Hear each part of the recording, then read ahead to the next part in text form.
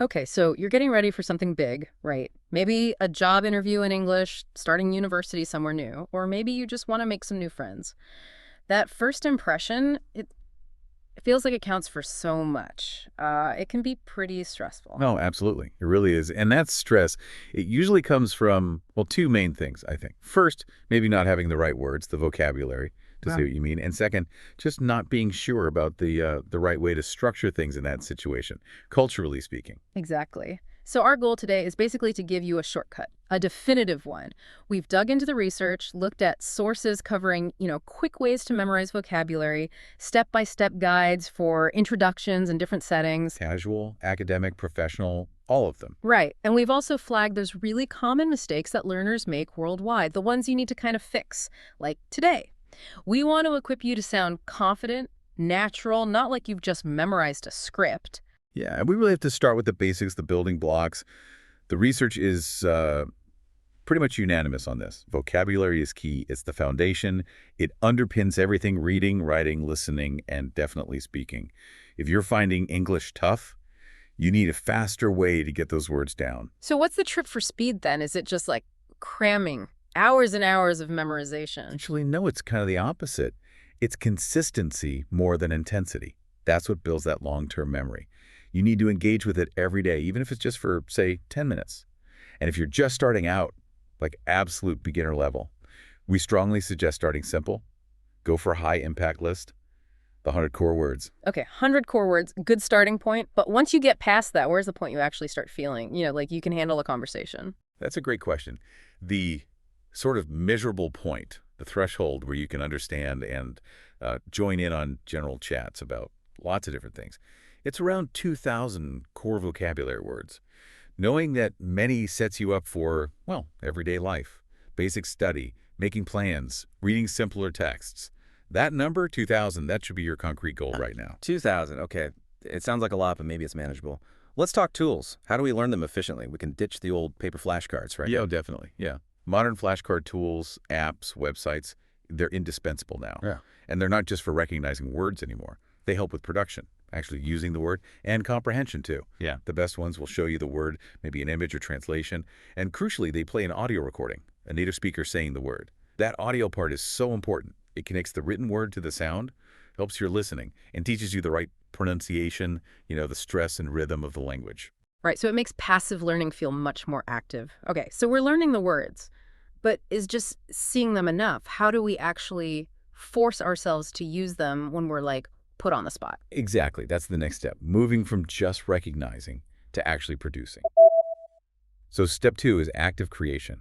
Putting it in context. You have to take that new word and immediately, like right away, make your own sentence, something related to your day, your life. Make it relevant to you. Because if I make a sentence about my commute or my cat or whatever, it sticks better. Precisely. It becomes personal. Yeah. And say, you've got a meeting or conversation coming up, try preparing maybe 5 or 10 sentences you think you might need. You're building that muscle memory.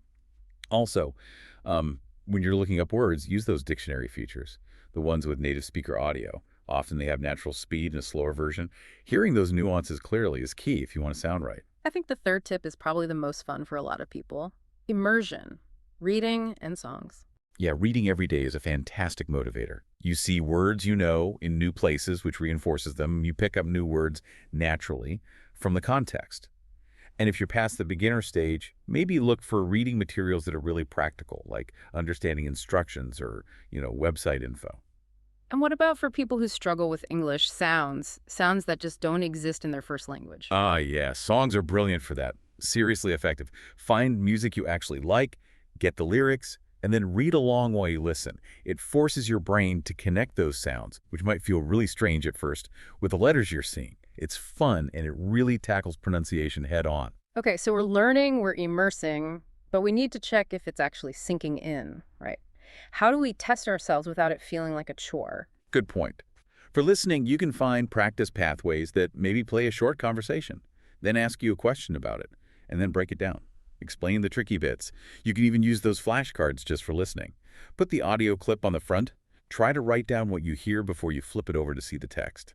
What about using, all the TV shows everyone streams? Oh, that's a great activity. Yeah. Take a short clip, maybe just 2 minutes. Watch it once with the subtitles on. Then immediately watch it again with them off. See how much more you catch the second time. Then pause and look up any words that, tripped you up. And for actual quizzes, try moving beyond just multiple choice. Use your flashcard app maybe to make your own written tests like see the English, write the translation, or vice versa. Or try fill in the blanks. Copy some song lyrics or a dialogue and blank it out words. Writing it down adds another layer to locking it in your memory. All right, so let's say we're making progress on our 2,000 words. We've got the building blocks. But just having bricks doesn't mean you can build a house, right? How do we actually structure that crucial first impression so we don't just sound like we're reading a list of vocabulary, but sound, well, confident and smooth? Yeah, this is where knowing the culture and the structure really comes in. You need a kind of mental map for the situation. But first things first, the greeting. You have to get the greeting right. Instantly judge the formality level. Okay, give us the range. What are we looking at? Well, on the super formal end, you might hear things like, allow me to introduce myself, or the slightly old-fashioned, how do you do?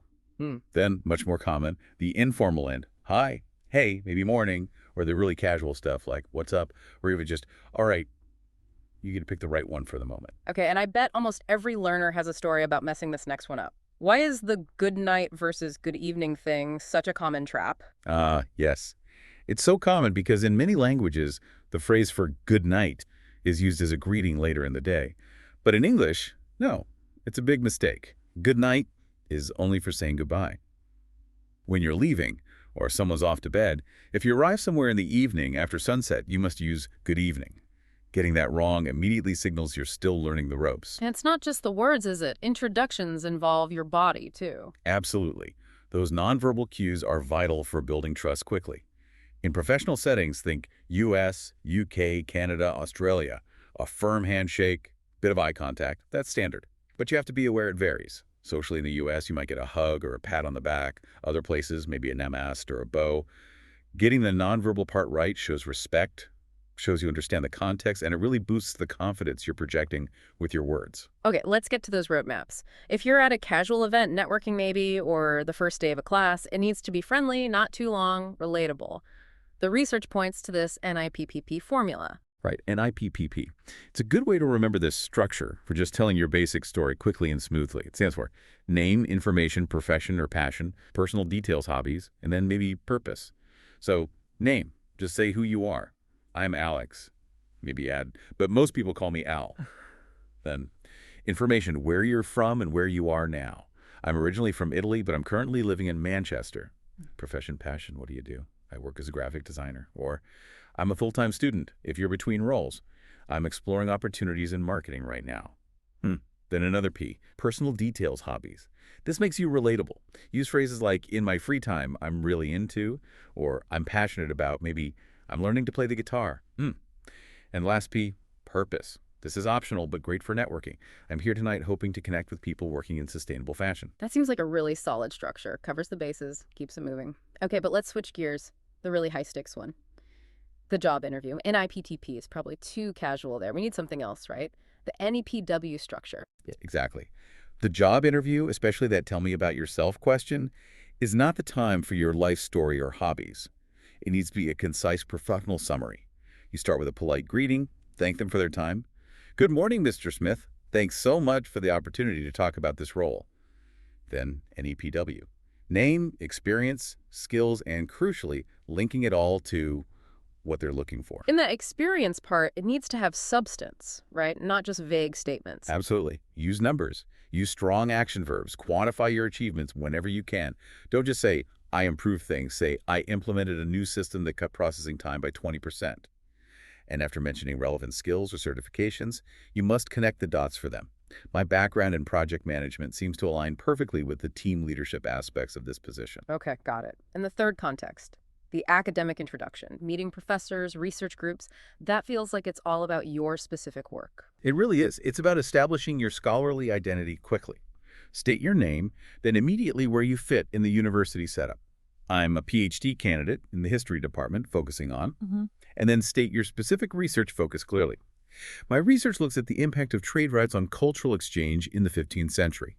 Keep it academic, focused, brief. Okay, so connecting this all back, once you have the right structure for the situation, You still need to avoid those common errors that just scream learner, even if your vocabulary is good. Like that thing where people just list facts directly translated. Hmm. My name is Anna, and I'm from Poland, and I have one sister, and I like swimming. Oh, yeah. Yeah, that list structure just kills the flow. We need to iron out those frequent grammatical bumps that sound unnatural. First big one, articles. A and. Hear that one all the time. It's incredibly common to drop them. You must say, I am an engineer, or she works as a doctor. Those little words are essential in English. Another classic, especially for speakers of, say, Romance languages, is talking about age. You do not use the verb have. It's always, I am 30 years old, never, I have 30 years. And verb mistakes. What trips people up most often? The big ones are forgetting that S on the third person singular verb in the present tense, he work, should be he works. Yeah. And also not using the past tense correctly for finished actions. You have Yeah. to really drill those past tense forms. Oh, and for speakers whose first language doesn't have gendered pronouns, mixing up he and she is really common. It takes conscious effort to fix that one. Okay, moving from grammar to vocabulary slip-ups, there's that all-time classic confusion. Two words that sound sort of similar but are totally different. Ah, you mean fun versus funny. We have to get this straight. Funny makes you laugh. A joke is funny. A clown is funny. Fun just means enjoyable, pleasant. A party can be fun. A day at the beach is fun. The comedian might be funny, but the experience of watching him was fun. See the difference? Crystal clear. Hope everyone got that. What about verbs that get misused because of direct translation? Yeah, we see a lot of literal translations that just don't work. Yeah. Like saying say me when you mean tell me, or trying to translate phrasal verbs word for word. People might say open the lights or open the TV. No, it's turn on or turn off. Another one is make a party instead of have a party or throw a party. Phrasal verbs, you just have to learn them as chunks like vocabulary. And lastly, pronunciation traps. Things that make your speech sound a bit awkward even if the words and grammar are okay. Yeah, a really common one, especially for words ending in consonants, is adding a little extra vowel sound at the end, like a schwa. So book becomes booka, or hard becomes hardy. You really want to practice cutting those consonant sounds off cleanly. It makes a huge difference to sounding more natural, more like a native speaker's rhythm. Okay. So wrapping this all up, what's the big takeaway? It sounds like the road to confident English conversation, especially those first introductions, means getting the right tools. Like those flashcard apps with audio. Right. Committing to learning that core vocabulary, maybe aiming for that 2,000-word goal, and really focusing on active use, creating your own sentences. Exactly. And just as vital is knowing and using the right structure for the situation, NIPPP for casual, NEPW for professional interviews, plus actively working on fixing those common errors when we talked about articles, the age thing, fun and funny. It all cleans up your delivery and lets your confidence shine through. We know that a strong introduction can open doors, build trust fast. That first minute is so important. Now, we talked about nonverbal cues varying across cultures, the handshake, the bow, the namaste. So here's something to think about. Beyond just getting the words right, how much more impact could you have in that first minute if you also perfectly mastered the specific nonverbal cues expected in professional English-speaking settings? How much does that deepen the trust before you even start talking skills? Something to ponder as you practice those intros.